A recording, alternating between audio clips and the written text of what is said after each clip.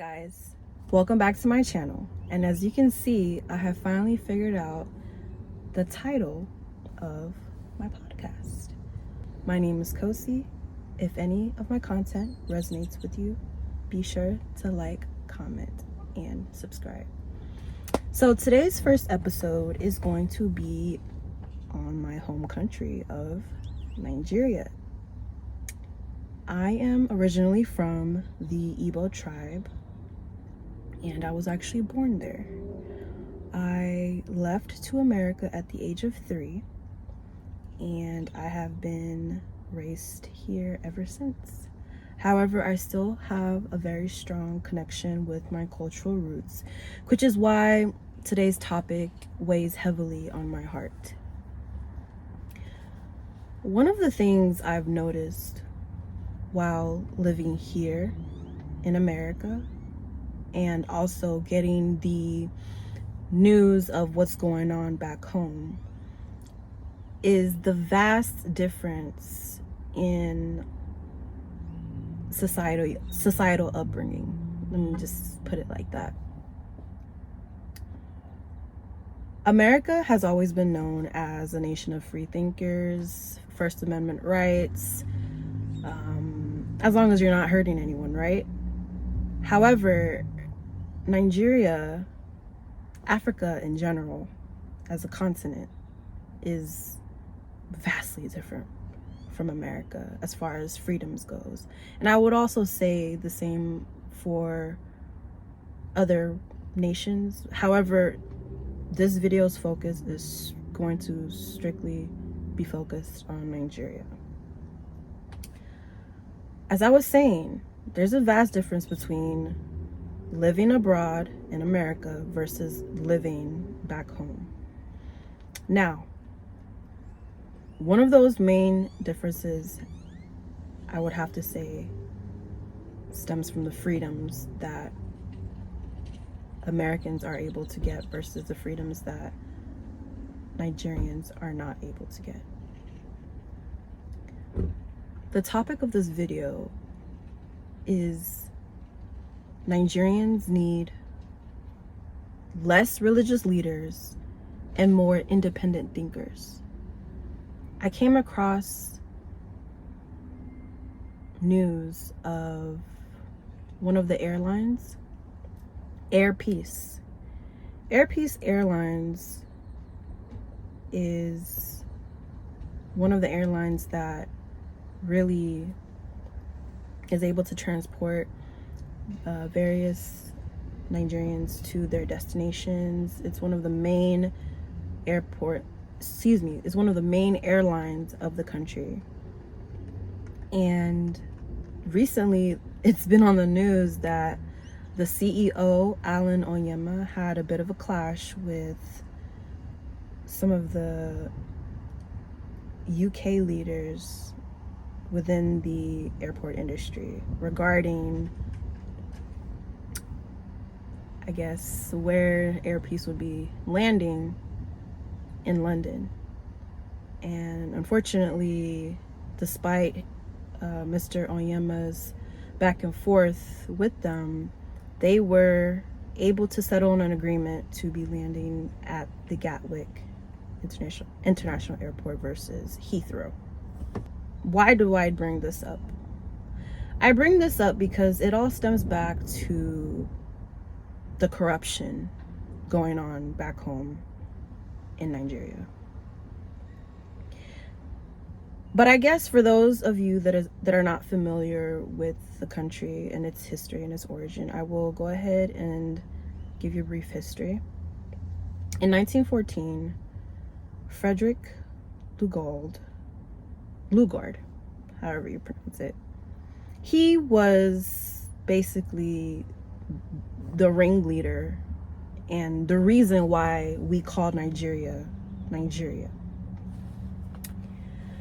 In 1914, he was the one that created the amalgamation of the country, and ever since that time, I strongly feel that Nigeria has been on the shaky ground year after year after year. Combined with the corrupt political leaders and the economic crisis, the economic insecurity, it's been a mess. It's been a mess. There are a lot of bright people, very bright people in that country, very enterprising, and yet there are many struggles sometimes to even feed our families.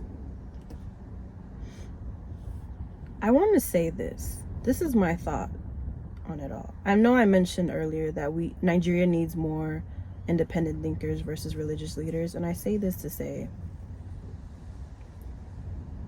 I stand on the fact, and I really, really believe this is what's going on. I stand on the fact that everything begins from the top. If you fix the top, everything else on the bottom will flow, right? I strongly believe that Nigeria's political leaders have a strategic plan in place, and have had it in place for a very long time, since we gained independence in 1960. And what is this plan, you may wonder?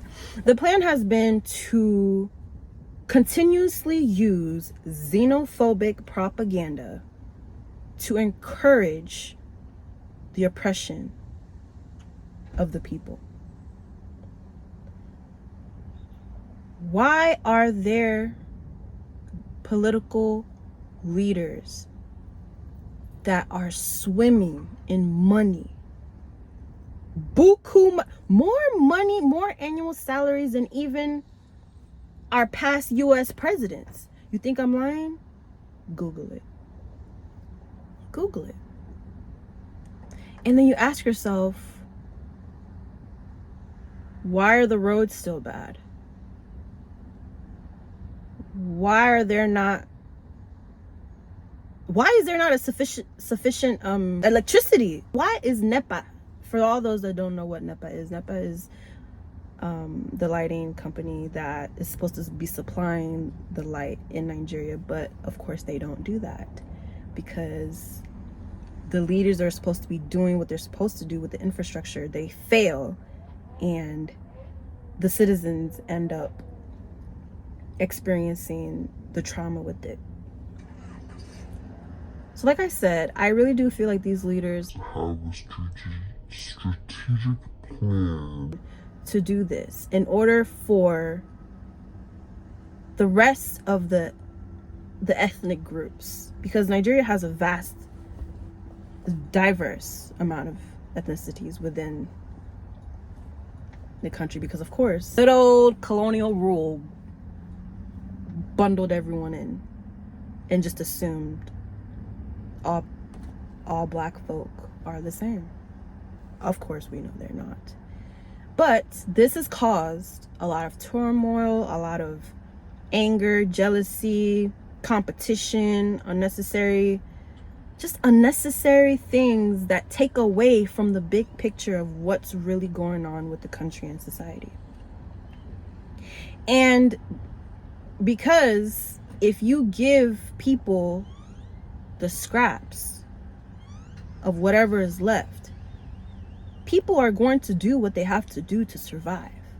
When you hear things about scamming, the 419 issue, for example, like you may have gotten an email saying, the Nigerian prince is coming to marry me, or he's giving me all this money, and then you end up getting scammed, credit card scam or whatnot.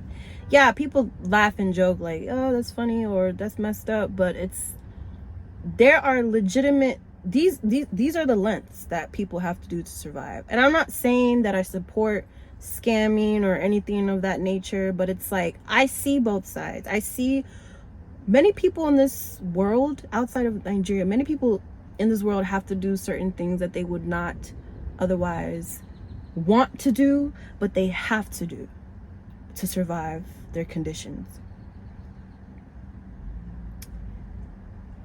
Going back to what I was saying regarding Nigeria, I really want Nigerians to take a minute out of their day and ask themselves, why is this happening? God means a lot of things to different people, you know. Religion has been used for centuries, right? And I personally don't believe that it'll ever end, the concept of religion. But I have to point out something within my people. Religion can also be an opium. It can be a drug, you know? It's almost as if when the pain and suffering is just so much, it's like, who can you call on to? God. And God can answer prayers, yes. But I want Nigerians to understand that religion can also be used to manipulate. And it's often the disenfranchised and those who are desperate for answers. They tend to fall victim to the wrong individuals. Pastors, priests, man of God, woman of God, sacrificial ointments, things of this nature. If you look at Nigeria, there's literally a church or some form of worship, at least one within a mile. You're gonna find them, especially in Lagos. They're everywhere. I'm not saying people shouldn't pray. By all means, worship in the ways in which you want to worship. But I want you to hold your leaders accountable. Specifically, your religious leaders accountable. Okay? I have seen through a lot of things. And I remember I was watching a documentary. I won't say the pastor's name, but it was a recent documentary that came out, I think, within a year ago. And in that documentary, it revealed a lot of victims and the truth about what this known pastor was doing behind closed doors and calling himself a man of God. A man of God. Okay? Everyone always talks about false prophets, right? False prophets can come in many forms. A wolf in sheep's clothing, that sort of thing. I need people to wake up. I need Nigerians to wake up. Hold your leaders accountable. Okay? Look around the country. Ask yourself questions. Does Nigeria need more churches? Does Nigeria need more places of worship? Or does Nigeria need more infrastructure? Hold these government leaders accountable.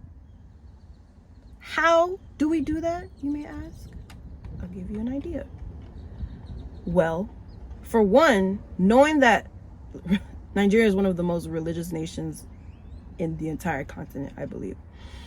I feel that every religious person, you know, as you go to church, you're collecting money. Money talks, right? So what I mean by holding religious leaders accountable is, if you know there's like a top religious leader in your community, right? And you know that also within your community or village, there's schools that are missing textbooks. There's schools that are missing computers, laptops, school supplies. What else could be missing? School uniforms, school shoes.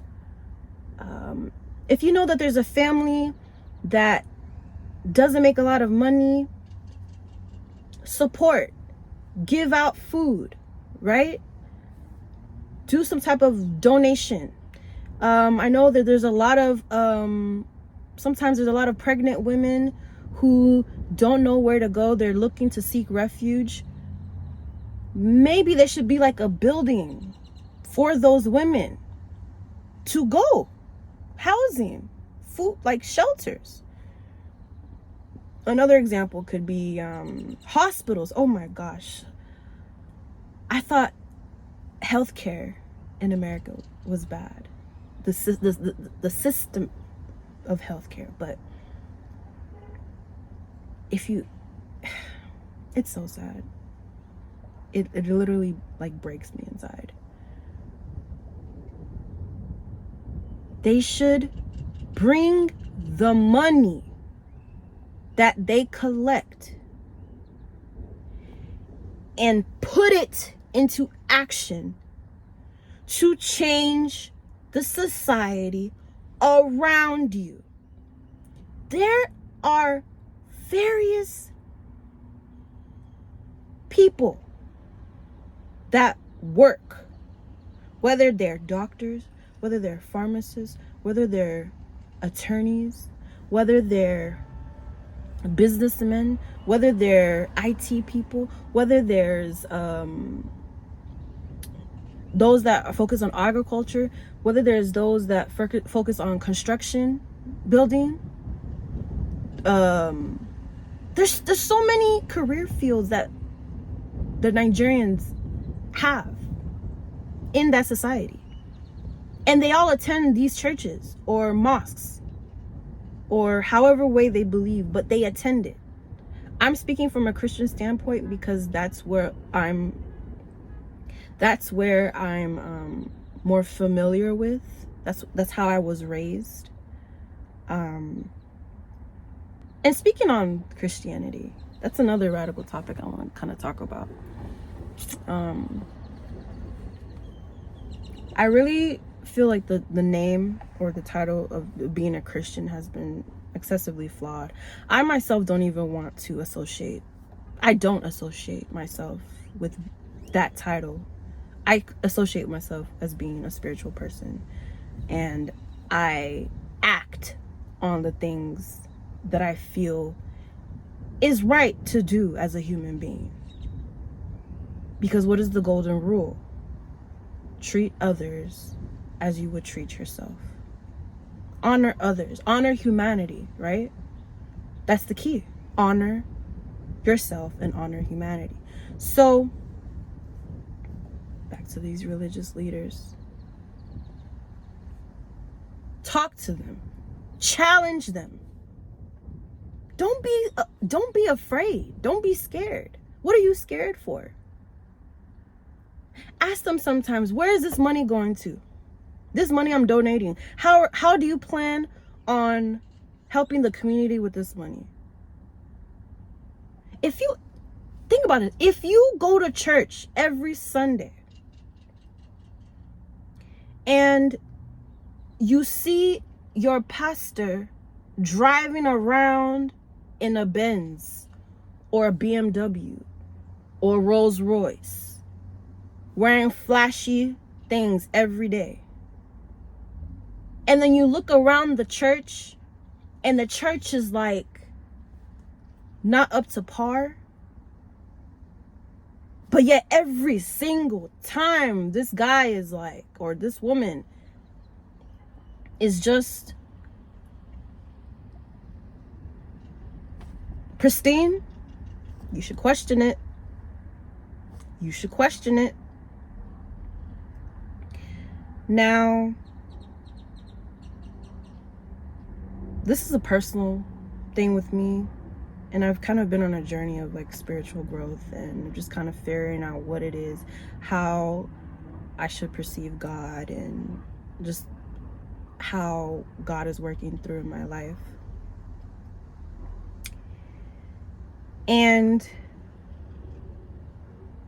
one of the reasons why I began questioning is because I started asking questions to these leaders. I spoke with a few priests actually, and there were a lot of biases that I found in our conversations.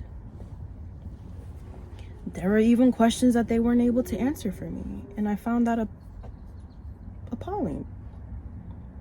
So then I went on a journey to discover things on my own. And that journey has been interesting. So I really do feel that Nigeria needs more independent thinkers than religious leaders. Because with independent thinkers, you allow room to grow. You allow yourself to challenge your beliefs. And when you're able to challenge beliefs and thought processes, despite what society tells you or what you've been ingrained from childhood, it makes you look at the world a bit different. It really does. It really does. Now, going back to the Air Peace situation and the fact that Nigeria has had xenophobic problems since the beginning of the conception because of Lugard wanting there to be a divide amongst the people to make sure that they don't turn on their British rule. It has held steady. And I want to ask Nigerians something. Okay? To me, the way I see things, we really have two options for that country. Either we lose that country as a whole, because many people are not aware there are other countries, cultures moving in. Colonial 2.0. They're moving in, claiming lands, specifically in Asia. You guys can research it on your own. They're claiming land right now, slowly but steady, because Africa is prosperous. Don't forget the lies that they tell you. Now, I know Japa, right? Japa is another form of fleeing. I know a lot of Nigerians are fleeing. They're saying it's getting too hard. We got to go to another country. You need, go abroad. And I'm telling you, I live abroad. I live in the USA. It's tough out here. It's really tough. And the systems in the USA are so rigged. They are so rigged. They're so intricately placed. You have to know how this system works. And the only way you can make yourself, free yourself from it, even if you have a 9-to-5 job, you're still gonna be in their system. There's nothing like having something of your own. Find what it is. Flying out of Nigeria, your home country, is not going to solve the underlying problem of our nation. Separation, despite the history, because I definitely know the history. I'm an Igbo woman. My dad was in the Biafran War. He definitely told me the history of the Biafran War. And I know the pain. Fellow Igbos, I know the pain of what happened, the genocide, the massive genocide. I understand it. But if we want to move forward, especially now that ethnic groups are intermingling, marriages and all of that, I don't really feel that the youth, I don't think we want separation. We still want unity. We just don't know how to get it. And we feel like the only option is to leave as quickly as possible. But I'm telling you, if you leave, you will find the same problems. So I'm beginning to understand that the best solution is to go back home and make our country better. If you had the opportunity to go abroad and study, because I'm not telling you, if you need to leave and you have the opportunity to go and, make something out of yourself, by all means do it. I'm not telling you not to do it. Do it if the opportunity grants you that chance. But don't forget where you've come from. Come back. Give back to those that didn't have that opportunity. Teach them. Each one, teach one. There's nothing like accomplishing something and then being able to give it back to somebody else. And then that's how the next generation, you're teaching generations when you do that.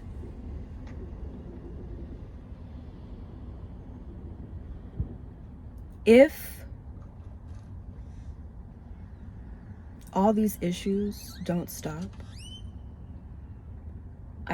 I really do believe that within my lifetime, I will see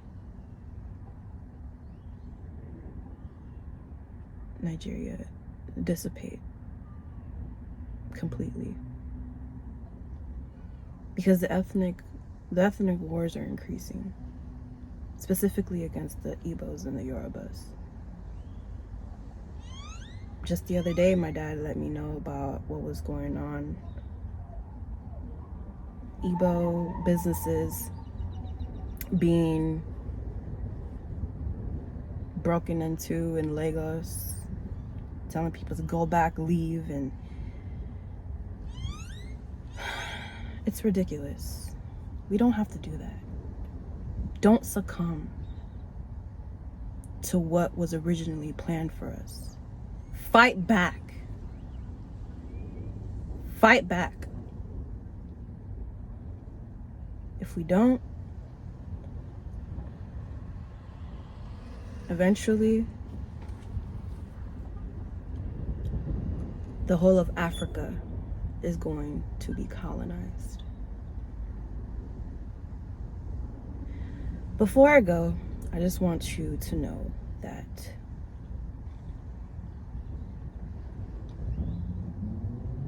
if Africa was worth nothing, then why is it that everyone always comes and takes from Africa? See you next time.